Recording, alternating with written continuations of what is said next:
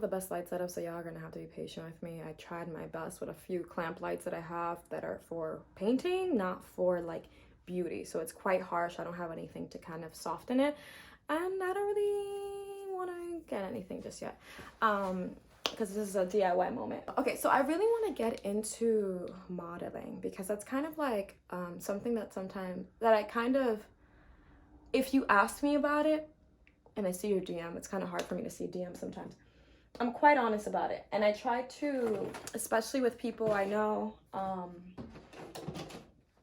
other young models, influencers, artists, whatever, the non-conventional model, the non-standard white, tall, skinny model. Like, I try to kind of be transparent about the experience, about how much I'm getting paid, about how advocating for yourself, because you will get taken advantage of. My hands are not clean and I don't want to get up and wash them, so we're just gonna pour some alcohol on them. I really need to keep a mini hand sanitizer here, but alas, it's only 70%, so it's not too drying. Also, I shaved my mustache. Ew. I did it because I've been using the Uoma Beauty foundation. I'm about to use this one today so you guys can see it because I really like it. And because it's just a little bit more of like a regular foundation instead of like my Glossier one, it just shows up a little more. And then I was just kind of like, you know what, let's just take it off. And I actually kind of like it. So we're gonna be mustacheless for a while. It's the end of the day, so I do have a little bit of just natural oils already from the day. It's gonna be kind of hard for me to talk and do. So I'm gonna list all the products in the description. Let's get into it. So modeling, I didn't write any notes, so excuse me while I ramble. So I'm in a different category of modeling. I don't have a manager, I don't have an agent, I'm not signed to an agency. I don't have any regular experience. For context, I am 5'3", 5'4", 5'4" and 3 1/4. I just measured myself. Even though like model is changing, of course, but I guess I'm just making this for people to have awareness and for you to be aware, because you need to really advocate for yourself when you're negotiating, when you're not the conventional model, when you're not signed. That's why I'm kind of like giving context as to my situation. I have a following on Instagram. That's kind of a given, but still, that doesn't mean that I have a team. That doesn't mean that I have an agent. That it just kind of happened. It wasn't, I think sometimes people that haven't been following me for a long time think that it was kind of like, because since being a social media influencer can be a career and can be a very successful one, people think that I had this big marketing scheme that somehow worked. That wasn't the case. I was sharing my art. I was sharing the things I was insecure about during a time where I didn't know of other people that were just out here with body hair and with face acne. I had a lot of acne at the time. I started when I was like 18, and I would just share it. You know, you'd be on your timeline and you'd see pictures of food, you see highly edited pictures, and there's nothing wrong with highly edited makeup pictures. I'm someone that doesn't give a crap if you're using Facetune, if you're taking out your blemishes. Sometimes I honestly do it. Everyone does it, like if I'm just being transparent. I was just kind of like, what if we just throw like a picture of my acne into the loop? And it was like a really incredible experience. It was something I was so deeply insecure about, my body hair, my acne. I felt like, you know, it was the only thing that people were seeing. It was like the vein of my existence. I would cry, I wouldn't go outside because of it. It really stopped me from a lot of things. And it just got to the point that I was so apathetic, that I was so depressed, that I was so over everything, that I just kind of decided, like, you know what, like on some 8 Mile kind of thing, like I'm gonna just point out my issues. Like they're like, you know, I'm going to take a picture of all the acne that I have so people know that I'm aware of it, like so no one can make fun of me. So, and like, you know, it's not like anyone was like attacking me necessarily, like but it was just, you know, I was so in my head about it. So I was just like, let me just show people what I'm most insecure about. Let me not hide it, because I would spend so much time, you know, shaving from head to toe, wearing full coverage foundation at a time where I was 18, 19 wearing like full coverage, like thick transfer proof foundation. Like I could hug someone in a white shirt and it wouldn't transfer. That's how thick and transfer proof it was. And then I was getting cystic acne on top of that, because that was during a time where, you know, information on makeup on YouTube wasn't as readily accessible in terms of like double cleansing and stuff. So my skin was just suffering. And it was like for nothing. It's not like I enjoyed makeup, because there's people that genuinely enjoy makeup. I did not. Like I actually hated the fact that I had to cover my face every single morning just to work retail and go to college. Like And I just felt like constantly embarrassed and constantly in pain. So I was just kind of like, let me just share the things that I'm insecure about.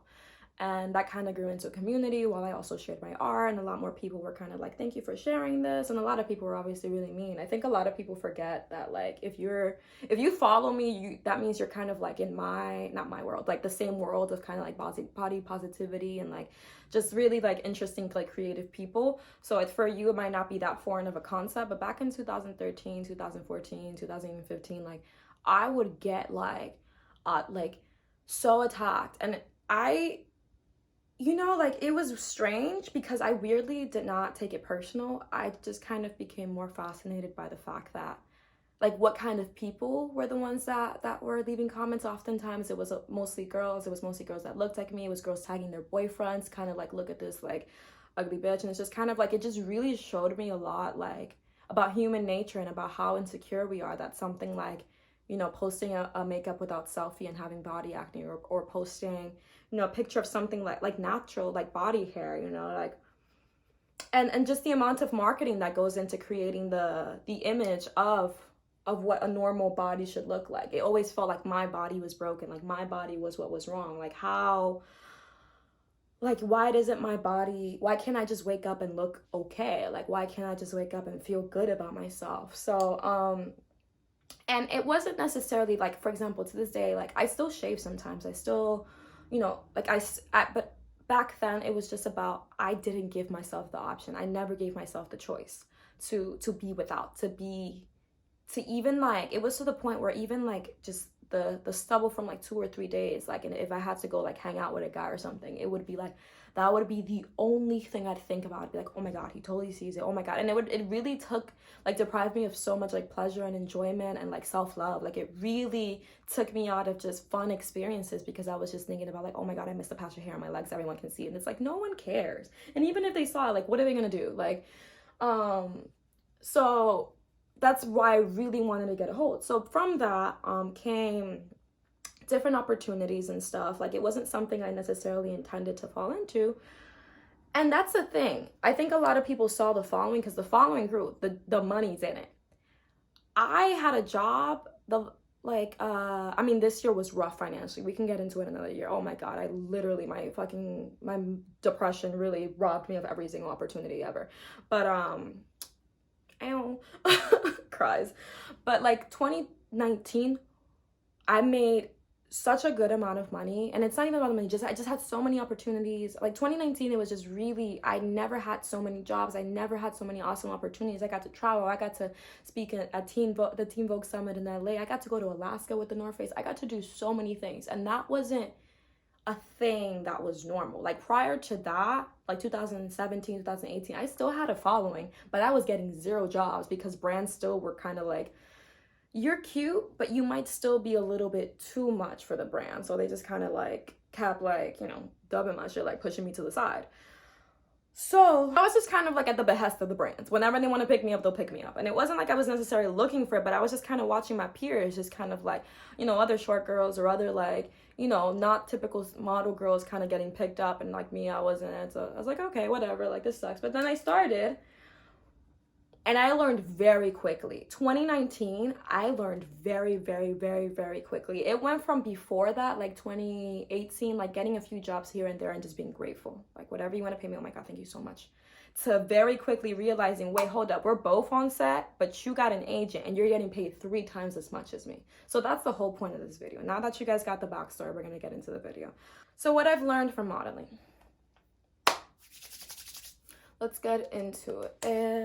And I'm kind of making this video because I feel like a lot of brands, a lot of agencies, a lot of just different people are hitting people up that are not the conventional model. Lots of young artists, just young people in general that don't really have friends that do this. Maybe you aren't from a big city. Maybe you don't know you're just kind of grateful to have the experience. So, you'll take it, but you're not really aware of what you're missing out on, what you could be getting paid, and everything else. and how to protect your brand, how to protect so many things. So I just kind of want to get into it because I kind of went into it. I'm very grateful to be surrounded by people that do similar things to me, so we could kind of compare experiences and give each other advice. And I kind of tend to be transparent about those things. And I like people that are transparent about these things, because it's not that I'm trying to be in anybody's pocket. I'm not trying to be like, yo, how much you making? It's just kind of like, no, like, we need to make sure we're all getting equally paid. And trust me, I understand that sometimes if you have a lot more followers, if you have a lot more experience, like whatever, like, I can understand like you getting paid more if you got an agent, whatever. But it's just like sometimes you will be just getting robbed, like, and you don't realize it because no one on set is talking to each other. So as me and my friends started asking more people questions and started kind of comparing with each other and like realizing like, yo, the same brand hit us up, but they're offering you this much, but they're offering me this much. That's when it kind of like became like, all right, like, let's start like actually having these conversations, because it benefits everyone. It really benefits you to have these conversations because it keeps the prices high, the fees high for all models. Because like for me, ultimately it benefits me to help a smaller creator, to help a model with a smaller platform, a completely inexperienced model, but that maybe has a really interesting look or maybe does something creative that would work for the campaign. It benefits me to be transparent with them, because if the brand says, yo, we'll give you 3 pairs of jeans and $500, and they're like, I'm sold. And then they also hit me up and they're like, by the way, 3 pairs of jeans and $700, and I'm like, like, this is what the contract says, this is what's in it, like, I require this much, like, whatever. And then they're like, the person that is down to do for $500 or the person that wants $5,000, like, they're gonna go, like, a lot of the time, not a lot of the time, but like, it really creates a lot of inconsistencies that hurt everyone and solely benefit the brand. Because ultimately they're mostly interested, all brands are interested in making a profit. But at what cost? Some are more ethical and understand like, hey, we actually do have the budget, let's be honest. And like some are just like, how about we throw another pair of jeans? And you're just like, bro, I don't need more jeans. Okay, so there's multiple things that you should be looking for when someone contacts you. Just know you can negotiate. Stuff you have to take into consideration. I think there is a time and place for doing stuff, not free, but for a lower price. I think a lot of people right now kind of hop into like, I think you kind of need to get your foot in the door. But if you're talking about modeling for a major brand, like, let's be honest, they have the budget. Like, if you had an agent, the agent would never, ever let you step in there for less than what you should be getting paid.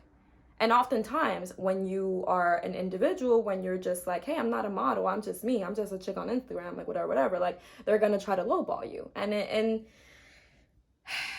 I've had the experience so many times where brands don't really realize that I know what I'm talking about.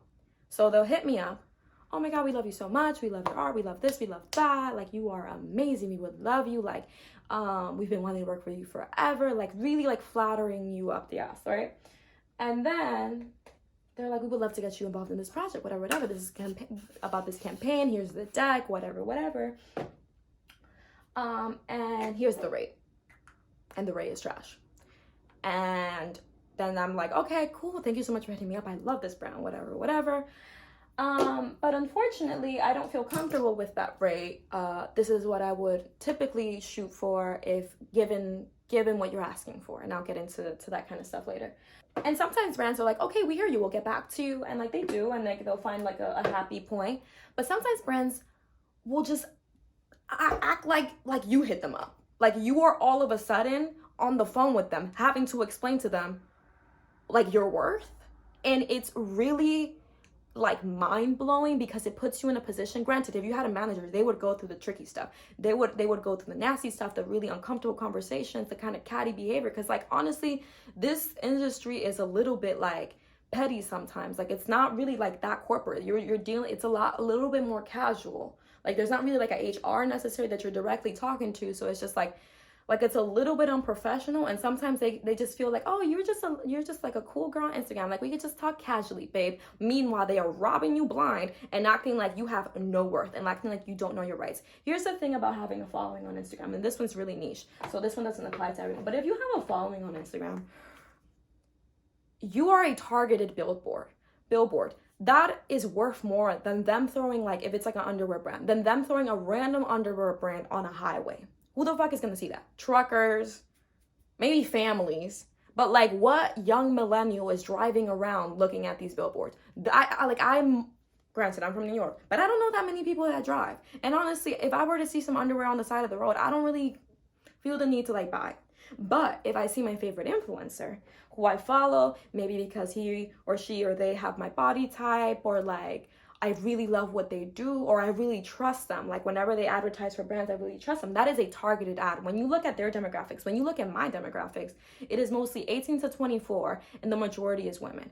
Obviously, Instagram doesn't really have the ability to show non-binary people, but that's what when you look into my insights, it says. I am a specific target. Like I am targeting a very specific person. That is worth a lot. That is directly in someone's face. I'm doing the work of finding the audience for them. Granted, if I was being asked to model for men's aftershave, I'm not really the person to give that to, because one, I don't need aftershave. Two, the majority of my audience isn't men. Like, so that one doesn't apply. But if we're talking about something that applies to me, that applies to my audience, that my audience uses, whether it's makeup, whether it's like a fragrance, whether it's clothing, whether it's whatever, it's a very specific target. That is worth a lot of money. That's number one.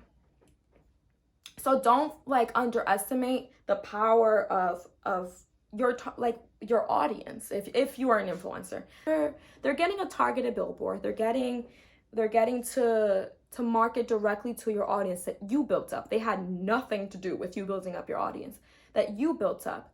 You are also the stylist, the makeup, the hair, the setting, the camera person. You are everything. And that doesn't mean that you're necessarily gonna shoot like a billboard campaign, like worthy shoot, like quality wise, like that kind of shoot. Like, you know, you might just be shooting on your iPhone, and that's fine. Like sometimes I shoot on the real camera, sometimes I shoot on my iPhone, but that's not the point. The point is that they're not having to do all that.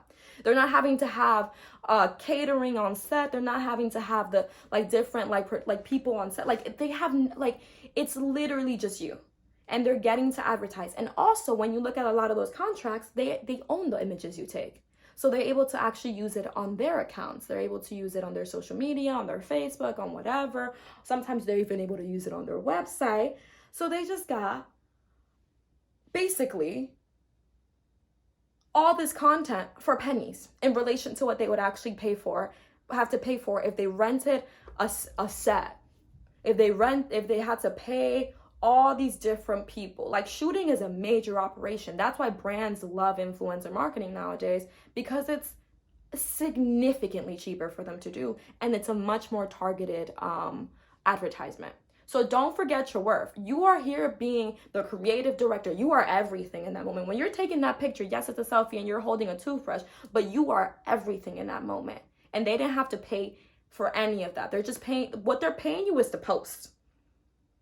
They're not paying for it. They didn't pay for your camera. They didn't pay for anything. So you really, when you negotiate, I'm here getting mad. That's why I'm getting a little animated, because this is the stuff that you be having to deal with. They're just like, but it's only a story. And it's just like, no, like, bruh, like I'm in here like you guys didn't pay for my studio. You guys didn't pay. You're not paying my light bill. Like you're not paying for anything. Like, yes, you're barely paying the worth of my audience, like that I collected, all these people that trust me for years. So you have to be really real with yourself.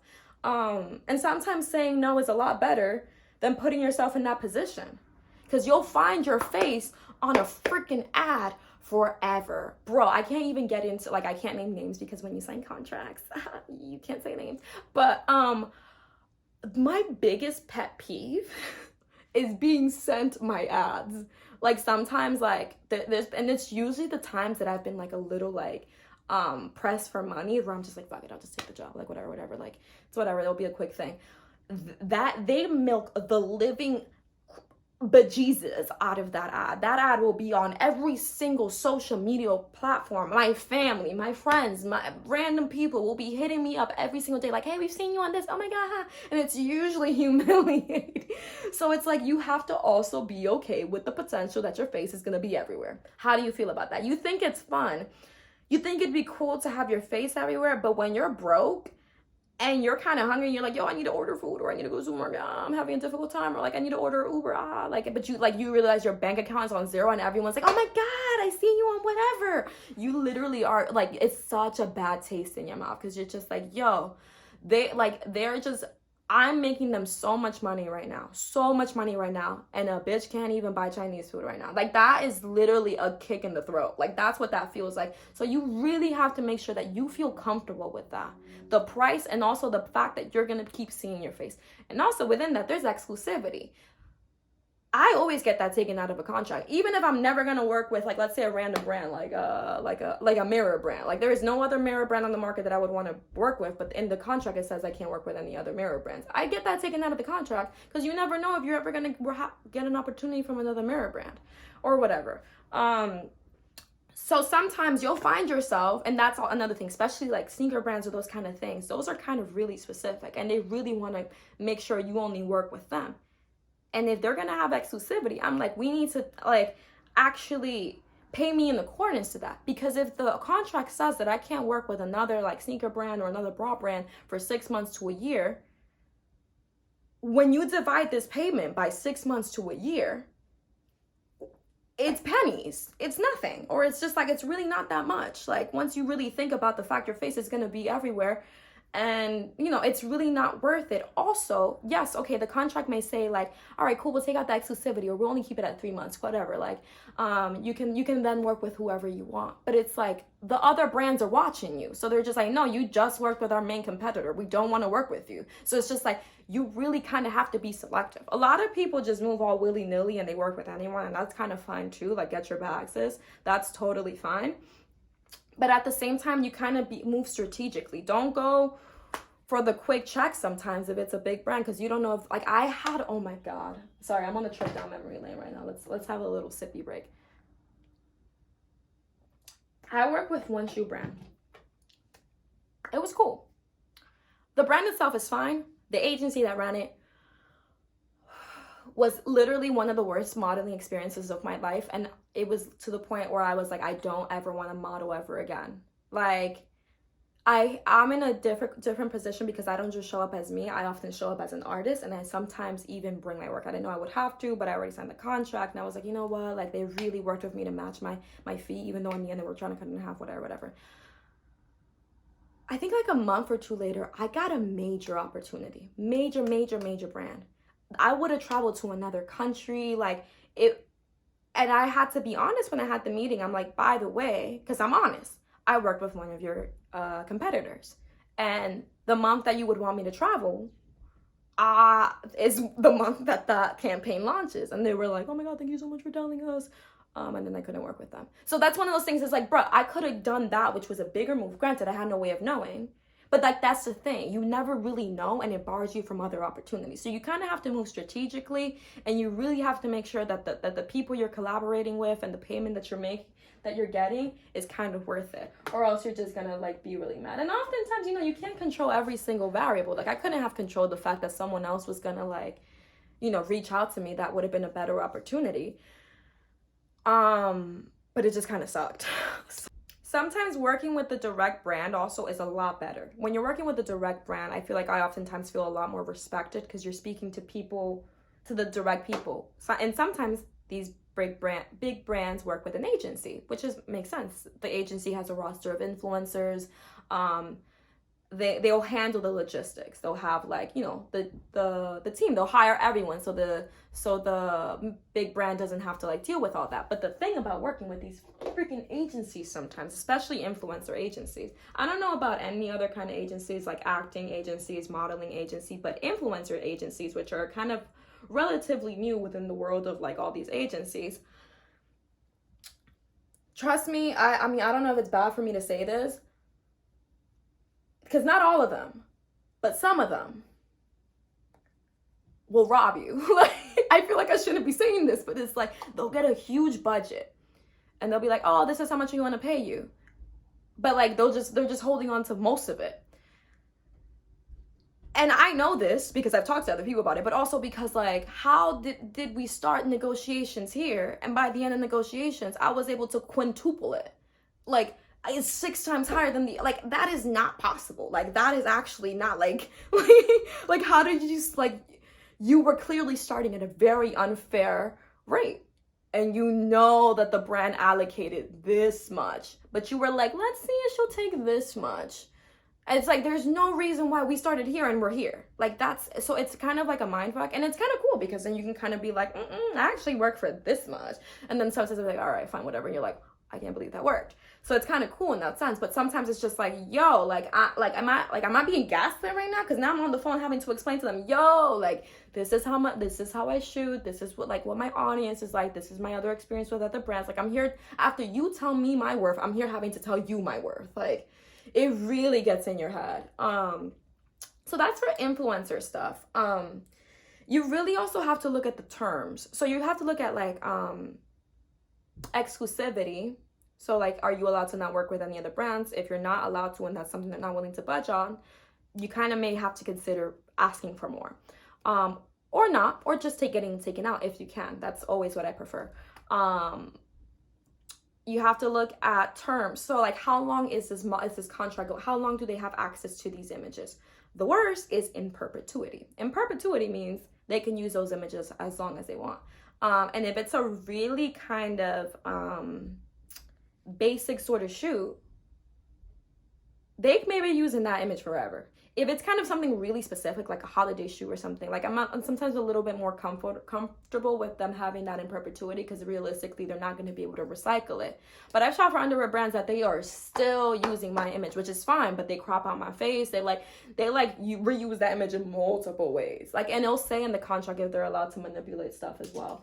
But I don't really mind that. But it's just like, that was an in perpetuity shoot, and they are going to be using that image till in perpetuity. So, that's something you have to think about. Like, also the kind of shoot. Is it only digital? Is it in store? Is it OOH, out of home or whatever? Like, is there gonna be a billboard? Like, those are things that you kind of have to be aware about, because that really changes the value. There is no reason why you are on a billboard and you got paid $400. There is absolutely zero reason. There is no reason. Like, it's a billboard. Like, do you know how much it costs to buy a billboard in a major city? It is thousands and thousands and thousands of dollars. So just to buy the billboard is like, that's something that they're saying, hey, this is a part of the budget. The talent, the face that you're going to keep using and using and using, and that's actually going to sell product, should be getting paid. Sometimes if they're not willing to budge on a budget, like if not really willing to expand, I'm like, okay, cool, we can take out exclusivity. We'll take the 1 year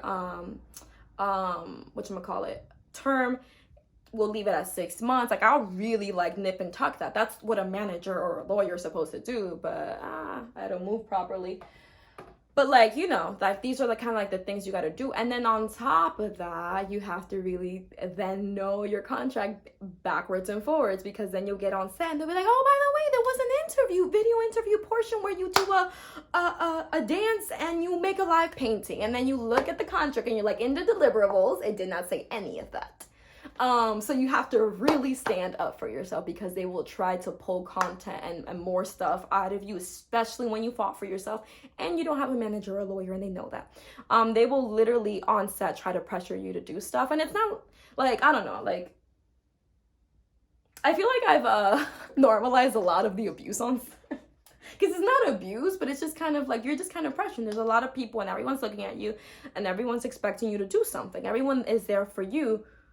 But sometimes you're the one that's getting the least paid, and you're doing, not necessarily you're doing the most work, but you're doing the work that's going to be, the part of it that's going to be seen the most, the part that you're most at stake for. Like, for example, I refuse to shoot something that's going to be inside of a subway station, because they barely pay, and because I'm going to be on the train seeing myself inside of the train, wondering why I'm in the train, because I can't afford to get a car or to like take a Uber. I'm in the train with everyone else with my bank account looking raggedy, looking at my face on an advertisement.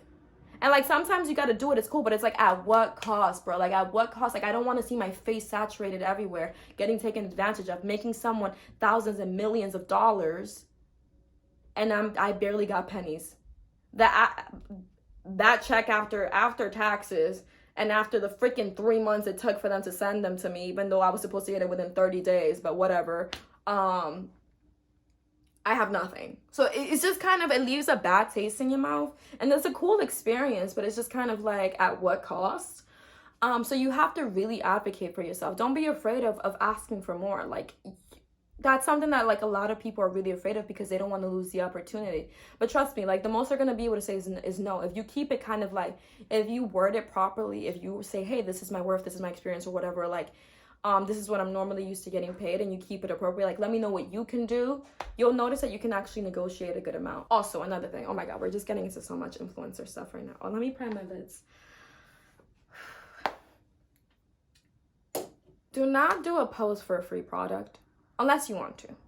Do not ever accept free product in exchange for a post, in exchange for money, in exchange for anything, because product is the cheapest thing a brand can give to you. Even if like the actual like retail value of the thing is a lot, to produce it, especially when you're a major company. When you're like a small independent designer, it's a different case. But when you're a major company that has been established for a while, yes, okay, the dress may be selling for $300, but realistically that's not even close to how much it costs to manufacture and how much it costs to send it to an influencer, and the actual benefit to the company of the influencer wearing that is actually more than the dress is worth, to be honest. And you getting yourself, like you promising or you signing some paperwork to share it, to actually share it in exchange for product, you're getting robbed. I'm gonna be honest. I'll take gifts. I take gifts all day. But if I don't like it, I don't share it. And I'll share it whenever I want. Like what's the pressure? Like, I get a lot of emails that it's just like, you have to share it within this time period. No, you're not paying me. Like, and it sounds really arrogant, but it's just like I'm saying, you are a targeted billboard. The cheapest thing a brand can do is give you product. There's a lot of brands that would rather burn product, send it to a landfill, than give it away to people in need. So they're literally giving you something that like isn't that consequential to them. You know what I mean? So take the gifts. If you're an influencer, I keep spitting. Take the gifts. If you're an influencer and you want the gifts, take the gifts. But don't promise it. Oh my God, don't even share. Sharing a fucking code under your name, like it's Monica for 15% off and they didn't pay you. Oh my God, I feel like affiliate links are the biggest scams. Like, I mean, I don't know. I'm sure there's a lot of, if you have like a big platform, they may be, I don't have much experience with affiliate codes and stuff. Sometimes you get sent an affiliate code when you do a campaign that you're paid for and stuff. And I'll share it, but I don't really follow up with it because like realistically, like I'm not gonna keep peddling this product. Like, hey everybody, remember, buy it, right? Buy it, because it's like when did I go from artist to lipstick peddler? Like when did that happen? Like there's nothing wrong with that. Like if you actually enjoy the product and you want people to buy it and you want them to make sure they use your code and to actually get that discount, that's fine. But it's like there's nothing in my body that makes me want to ever ram a product code on my Instagram to people. Here, like for example, I don't know, I feel like here I would just rather get paid up front and then have a code, but it's just like I'm not gonna be doing that stuff for free. I feel like on YouTube it's different because you can actually link stuff. On Instagram you can't actually link stuff, so no one actually uses like your link or your affiliate link or your code. Like it doesn't really, like I feel like on YouTube it's actually easier because you can just click it, but on Instagram you actually really can't. So it's just kind of like you're just yelling into the void. Like I don't know, maybe it's because I'm destined to be like poor for life, but I would rather get a regular job and do something I don't want. I feel like that's why I'm bad at business, because I'm just kind of like, and would rather, you know, do something that I'm proud of than just make a quick buck. But yeah, you have to advocate for yourself. Don't be afraid to have conversations about money with people, because you'll sometimes find out them white girls with Asians, whew, getting paid. And you're in there getting $700 for a worldwide campaign. Like, there's been so many times where I've left a set when I was younger and cried because I'm just like, because when I work, I'm like a really good worker. Like, that's the thing about me. It's like I really like want to do a good job. Like, I'm not someone that just shows up and does the bare minimum. Like, especially because my jobs aren't like, I'm not walking down the runway. I'm 5'4". I'm not walking. I'm literally like on set telling people about my trauma. Like that's my career, like talking about my freaking trauma because I'm an artist, or not even, but just like the stuff that makes everyone like, I was insecure about this, like it's inspiring, whatever, but it's just also like I'm in here like shedding like a piece of myself, and I barely got paid, or I didn't get paid at all, and now I'm on the train crying. Like, it's not fun. You feel used. Everyone on set is white, and they're all kind of like, yes, so talk about the time where this happened, and you're like, it sucks, bro, to be honest. Like, it's cool. I love my job, and I'm like, I'm hella privileged, but it's just also like, you're not protected. Like, as a young alternative model, influencer, whatever, yeah, you have following, but you're not protected like these other models are that have agents. That's what I'm trying to get one, but it just kind of sucks because you're in there literally fighting tooth and nail for some pennies while someone's in there and their lawyer got them freaking $15,000, and you're just there like, what? So yeah, I guess the whole point of this is like, you know, I'm super grateful. My eyeshadow is poo-poo right now. I'm just creating a blend. It is late. There's no reason for me to be doing makeup. I might just leave this look alone. But the whole point of this is just like, yes, I'm grateful for all the experiences I have, but at the same time, it's just kind of like, even though everyone, like these producers have called, like I've had experiences where I've been called and I've been like, yeah, like we love what you do, and like, you know, we know it's even harder for you as a person of color, like blah blah blah, and like the moment you're like, oh my god, like, you know, they get it, like, and we're like, oh, so what's the budget? Like, I had one shorty once tell me like, yeah, we'll pay for your transportation, like if you take the train or something. I was like, all right, so you're gonna give me $5.50, like, for me to share about like traumatic things in my, like, what? It's really like, and it's like, oh, you know, it's because like this counts as an editorial, and it's like, bro, oh my god, this is so horrific. This counts as an editorial, whatever. We don't really have a budget. And it's like, you are a major freaking media company with multiple outlets. The cameraman is definitely getting paid. Everyone on set is getting paid except me, and I'm who the video is about. Does that make sense? Like, they'll have you thinking they're doing you a favor, but in reality, it's only better for them to align themselves with these unconventional people, because it benefits the brand. It puts them on the right side of history. It's just like, oh, you know, we were working with these people before they were like popping, or like, you know, just because everyone's like realizing like, hey, you know what doesn't sell?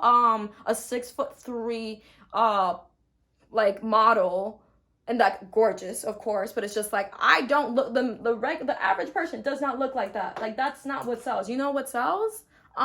Regular looking whatever, and that's still even problematic, but like more unconventional, or conventional, honestly, because I'm hella conventional looking when you really think about it, but in the modeling world, I'm unconventional. Like selling, like that's what makes more sense. But they'll have you working for nothing because you're not a freaking like genetic anomaly in your height and facial symmetry. Like, I don't know. This eyeshadow looks horrific, but we're just gonna let it be because I don't really care. And also, this lighting doesn't really let me see. I make the makeup videos are for the daytime. I just kind of wanted something to do while I talk to y'all about something. Don't ever do a stock image shoot. I did that once. Horrible idea. Stock imagery, they'll sell that to every single brand, and that brand or you'll see your face all over the place. Thankfully, mine didn't really get used because my shoot was kind of weird. They made me look like a baby, but it's just because I feel like I have a baby face. They gave me like a weird, like, I don't know, like Dominican hair salon, like when you don't want to have straight hair for the prom, so they just kind of give you like a weird bun with curls. I don't know. That's like a really specific reference, but like a really weird like prom bun, curly, but like, so that one didn't really get used, but I have friends that did a similar shoot and they put those pictures everywhere. And it was really annoying because it was just like, why the hell am I on a, you know, like on a shampoo ad when I didn't model for that, and I'm not getting paid for that, but it's like, you shot a stock image footage shoot. You already signed a release form for all those images, so get ready to be co-signing every single product on our platform. Anything else? I don't know. If you guys have any questions, like for different like things that you may want to know about when it comes to this kind of stuff, let me know.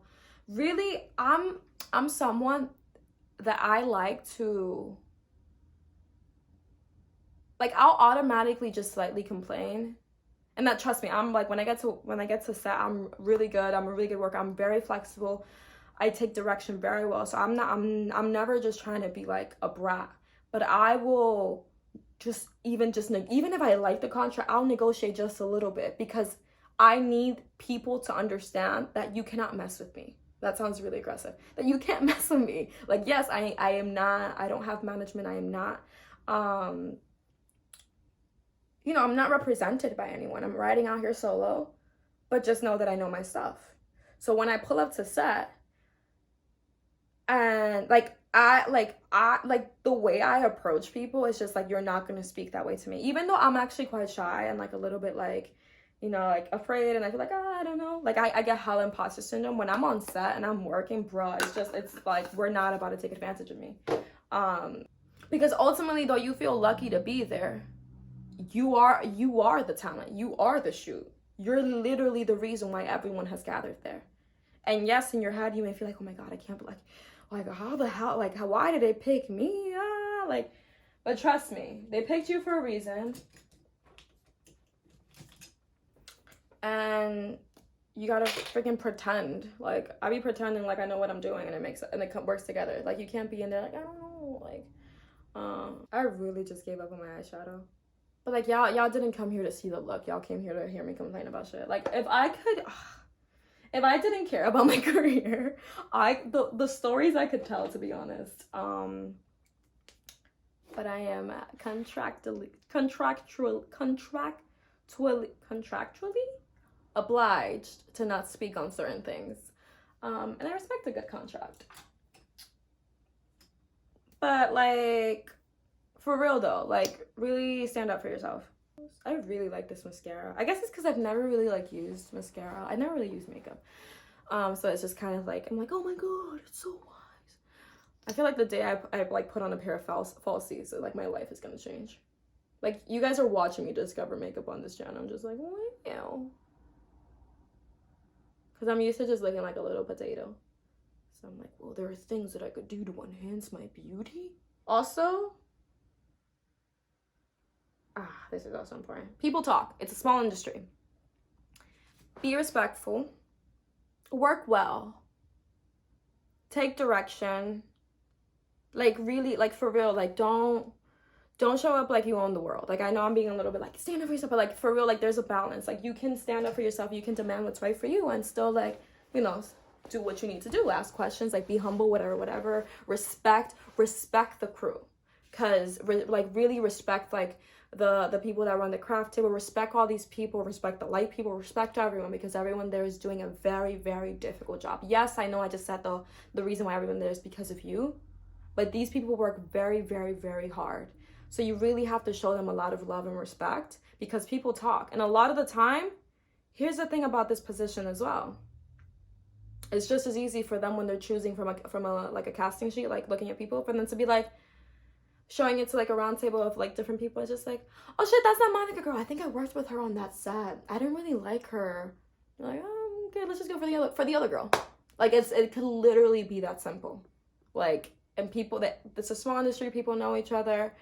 And I think as long as you're polite, arrive on time, and just take direction, even if you're, you know, like, stand up for yourself, obviously, but it's just like, really be respectful, because these are people working. Like, yeah, okay, like, you're glammed up and you feel like that bitch, and maybe you've done a few jobs now and you're feeling good about yourself. Your career will very quickly fall apart. Just be nice, because these people are having long days. Oftentimes they aren't getting paid well either. Like, or if they are, like, you know, they do this every day. They're carrying heavy equipment.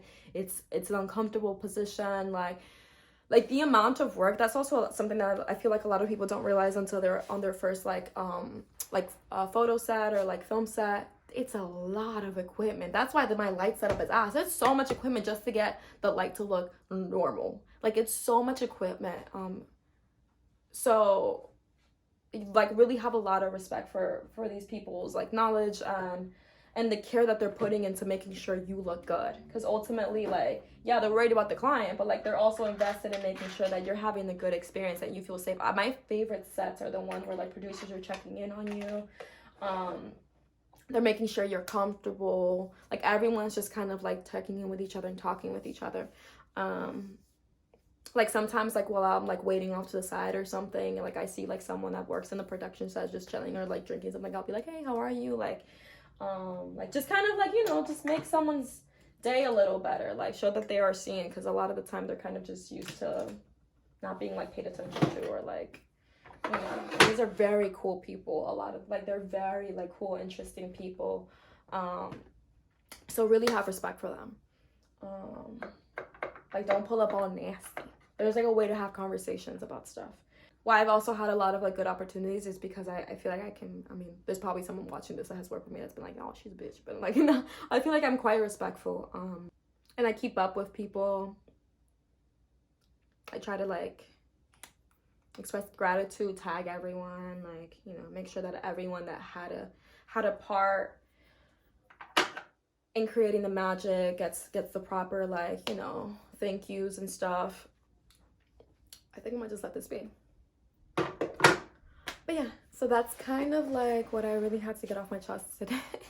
It's like quite late, and I was just like, I need to talk about this because I'm right now looking for management. I don't know how to go about it. I am kind of tired. I feel like I've reached as far as I can in terms of because right now all the jobs I get are because of me, because people reach out to me, or I applied to stuff.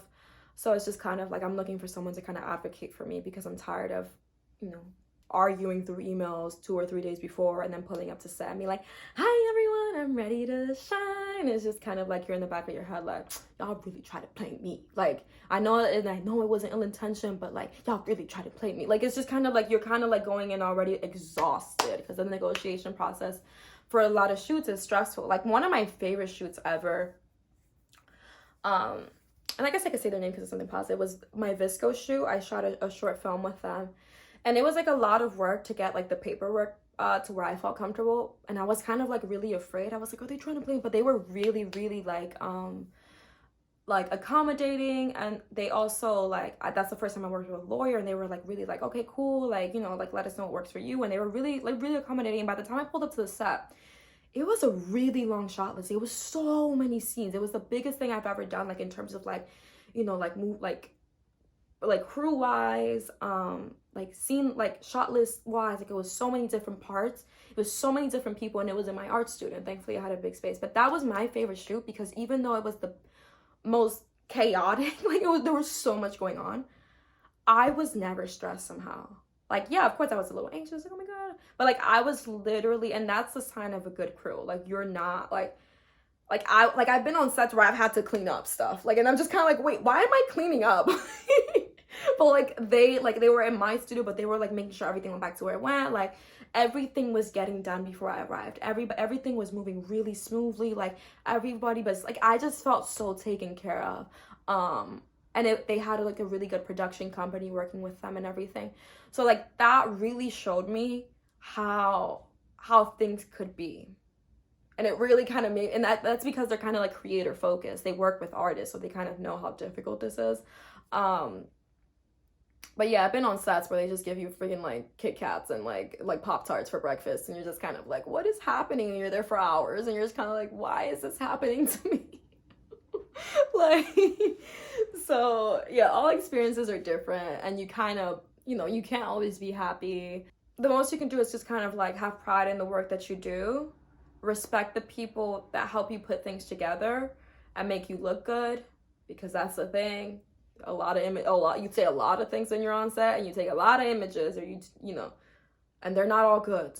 So be grateful that they chose the nice ones, because I've seen the ones that are not nice. So be grateful that they're looking out for you. But also, you know, don't be afraid to fight for what you deserve, money-wise, representation-wise. Like, don't be afraid to, if you feel like, hey, I'm not comfortable here, I'm cold. Like, don't be a bitch about it. Be like, hey, don't be afraid to ask for stuff. Once you're on set, you kind of freeze up. Like, if you're hungry or you need to step outside and get some fresh air, don't be afraid to talk. Because ultimately, a good production team wants you to feel your best. So when you're in front of the camera, their work is easier. Not easier, but like more straightforward. Like their work, like you are able to do the best you can so everybody can leave with an A+ on the report card. You know what I mean? So yeah, show up on time, be respectful, and remember to negotiate, because if you take the first offer, a lot of the time you're not getting paid well, unless it's a really good agency, because I've had some agencies that will write off rip. I'm like, wow, that's more than I would have asked for, but thank you. But those are you know, far and few in between when you are your own manager. But right now, please God, send me a manager. But yeah, that's all. If you guys have any questions, like, comment underneath. Let me know what kind of videos you guys want to see, because this, you know, makeup isn't for me, but I like to talk. And yeah, make sure you like, comment, subscribe. I don't know, send this to someone that might need advice on this kind of stuff. So yeah, I hope you guys have a good day, evening, night, whatever, wherever you are, and stay safe, stay happy, stay healthy. Yeah, bye.